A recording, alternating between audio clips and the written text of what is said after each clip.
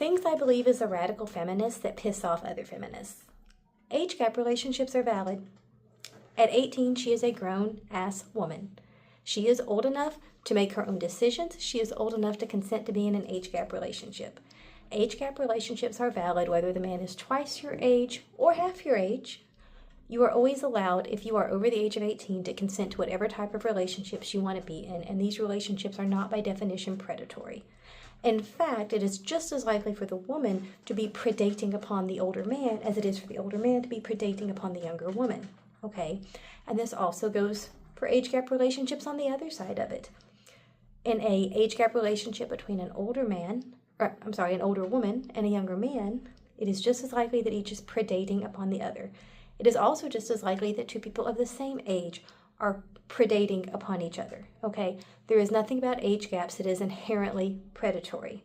A young woman taking advantage of an older man so that she can use him for his money is just as likely a scenario as a middle-aged woman taking advantage of a middle-aged man for his money, okay? Age is just completely irrelevant.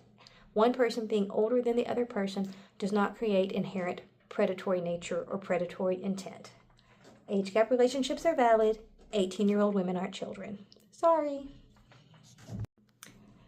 Things I believe as a radical feminist that piss off other feminists. Sex is a part of relationships unless you agree ahead of time that it will not be a part of your relationship. And here's what I mean by that. No one is entitled to your body. No means no, always.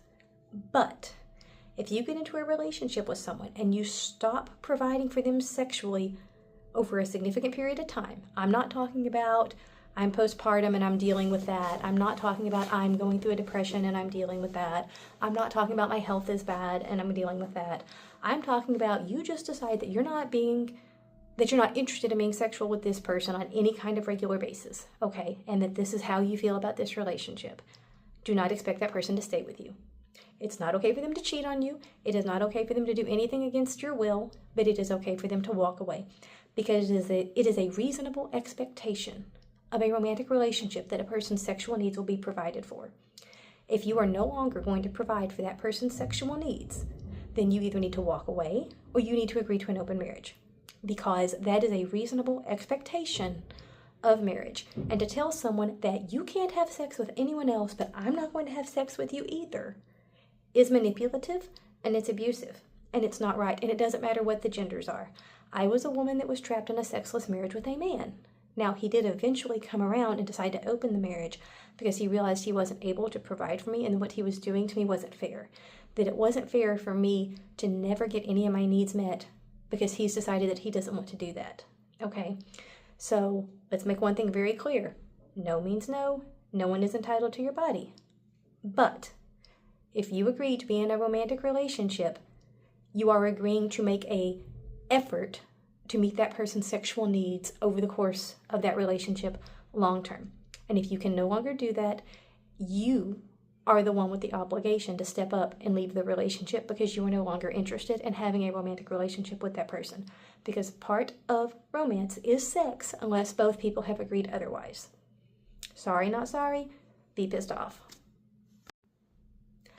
Things I believe as a radical feminist that piss off other feminists, Part 3. I don't support your right to be a stay-at-home wife or mother.